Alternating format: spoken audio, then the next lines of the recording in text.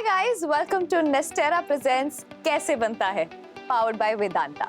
Imagine करिए पुराने जमाने में भारी भारी सामान जैसे रेल कार्स, कार्गो और कंस्ट्रक्शन साइट्स या डॉकयार्ड में बड़े बड़े भारी कंटेनर्स को उठाना और एक जगह से दूसरी जगह ले जाना कितना ज्यादा मुश्किल होता होगा।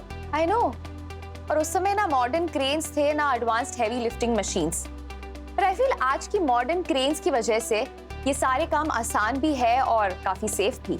और ये क्रेन्स लिटरली मिनटों में हजारों किलो का लोड उठाती हैं और पोर्ट्स, वेयर हाउसेस और कंस्ट्रक्शन साइट्स पर काम को तेजी और सेफ्टी से आगे बढ़ाती हैं। इंटरेस्टिंग। और आज हम एक ऐसी ही मशीन का मैन्युफैक्चरिंग प्रोसेस देखेंगे जिसका नाम है रीच स्टैकर। और ये हाइस्टर TIL रीच स्टैकर बनता है TIL लिमिटेड की खड़गपुर फैक्ट्री में।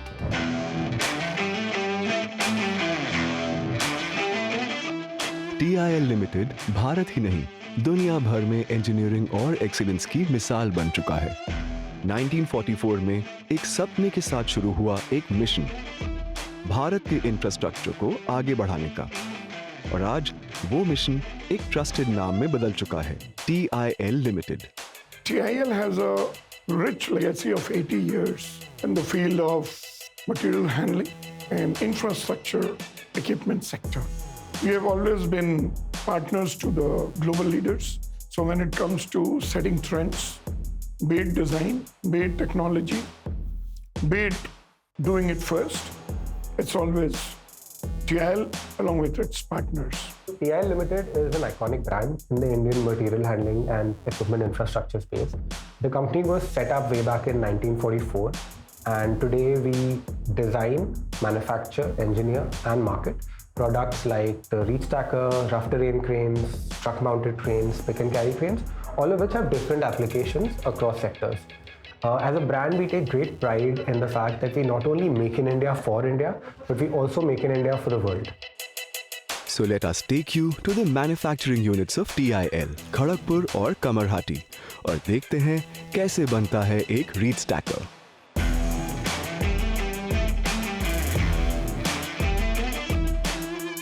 रीच स्टैकर को बनाना एक मल्टी स्टेज प्रोसेस है, जहां डिजाइन, एक्यूरेसी और क्राफ्टमैनशिप सबका ध्यान दिया जाता है। सबसे पहला स्टेप है डिजाइनिंग का, जहां इंजीनियर्स CAD सॉफ्टवेयर और सिमुलेशन टूल्स से 3D मॉडलिंग करते हैं। इस डिजाइन में हर stress point, load bearing angle और मूवमेंट का एनालिसिस किया जाता है फिजिकल प्रोडक्शन में जाने से पहले। We have an access to international technology. All our designers, they are one of the best in their respective field.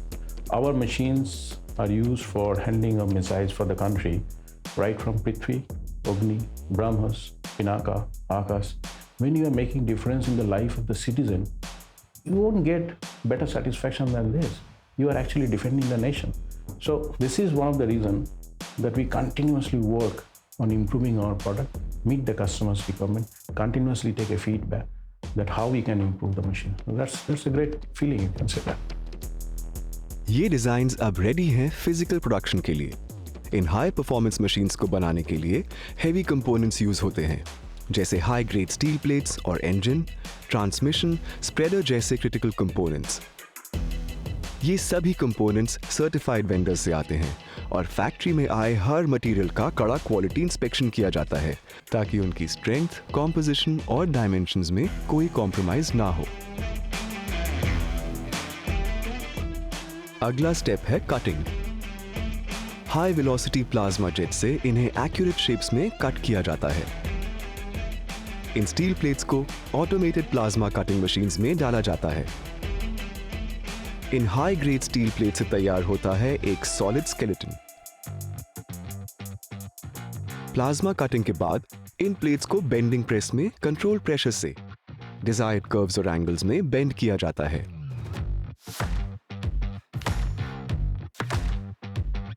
ये बेंड्स स्ट्रक्चरल जॉइंट्स और क्रेन्स के एजेस को स्ट्रेंथ और फ्लेक्सिबिलिटी देते हैं। कटिंग और बेंडिंग के बाद शुरू होता है फैब्रिकेशन।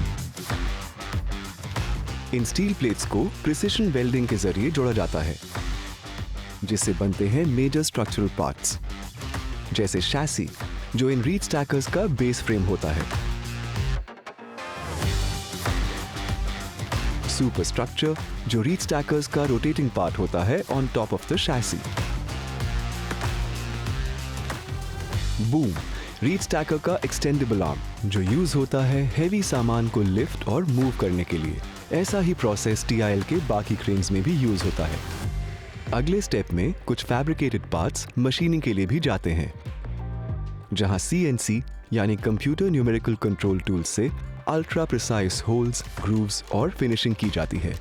ये स्टेज इंश्योर करती है कि पार्ट्स एक दूसरे के साथ फिट हो जाएं और मशीन की फंक्शनिंग भी स्मूथ रहे।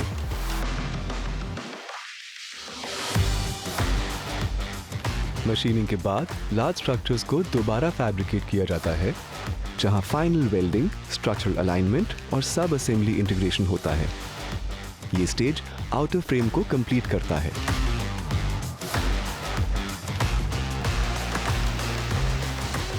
अगला स्टेप है शॉर्ट ब्लास्टिंग। इस प्रोसेस में हाई स्पीड मेटल पैलेट से सरफेस से रस्ट, ऑयल और वेल्ड जैसे रेजिड्यू हटाए जाते हैं और पेंटिंग के लिए एक स्मूथ बेस तैयार किया जाता है। शॉर्ट ब्लास्टिंग के बाद बारी है पेंटिंग की। प्राइमर और एंटी करोसिव कोटिंग के बाद रीच स्टैकर को पेंट किया जाता है TIL के आइकॉनिक येलो और ब्लैक कलर्स में। ऑटोमेटेड स्प्रे बूथ से यूनिफॉर्म कोटिंग दी जाती है। लास्ट स्टेप में सेफ्टी डीकैल्स, ब्रांडिंग और ऑपरेशनल स्टिकर्स लगाए जाते हैं।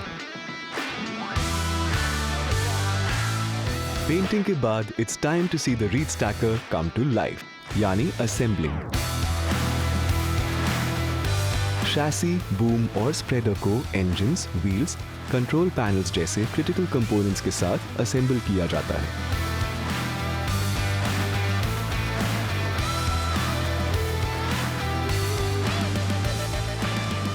बाहर से आने वाले यानी बॉट आउट कंपोनेंट्स जैसे इलेक्ट्रिकल यूनिट्स और हाइड्रोलिक्स भी इंटीग्रेट किए जाते हैं।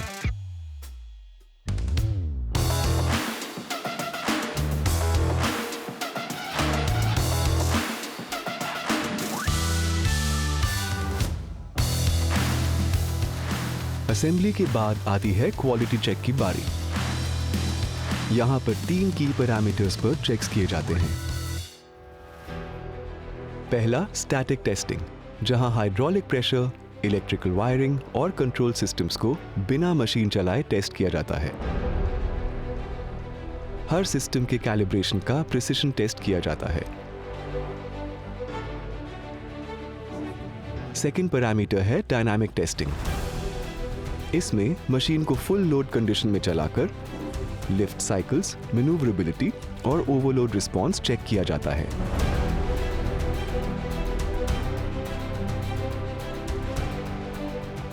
और थर्ड पैरामीटर है सेफ्टी एंड कंप्लायंस। यहां इमरजेंसी ब्रेक्स, सेंसर्स, एमिशंस और नॉइज लेवल्स को ग्लोबल सेफ्टी स्टैंडर्ड्स पर टेस्ट किया जाता है। सारे क्वालिटी चेक्स के बाद लास्ट एंड फाइनल स्टेज में रीच स्टैकर के हर मैकेनिज्म को लाइव टेस्ट किया जाता है।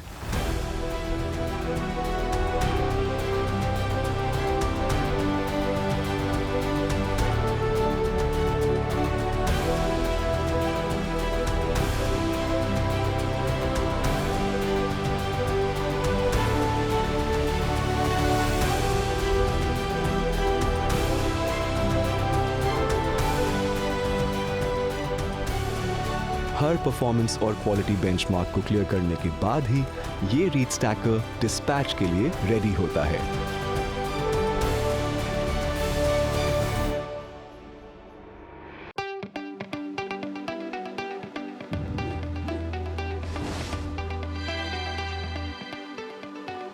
ऑलराइट, पहले गेस करो कि एक तैयार रीच स्टैकर का वेट कितना हो? 500 kgs. Another guess? 600 kgs. Another guess? No, I think इससे ज़्यादा heavy नहीं हो सकता है. Oh, okay. It's a lot. How, Haley? You are wrong. Okay, so the approximate weight of a reach stacker is wait for it, 72 tons. 72 tons. और SMO होने के बाद एक रीच स्टैकर 46 टन्स का वजन उठा सकता है। इंटरेस्टिंग। तो गाइज ये था एक हैवी ड्यूटी रीच स्टैकर बनने का हैवी ड्यूटी प्रोसेस। तो अगले एपिसोड में हम आपसे फिर मिलेंगे एक और एक्साइटिंग प्रोडक्ट के बिहाइंड द सीन्स और स्टोरी के साथ। Till then, keep watching Nestera Presents कैसे बनता है, powered by Vedanta।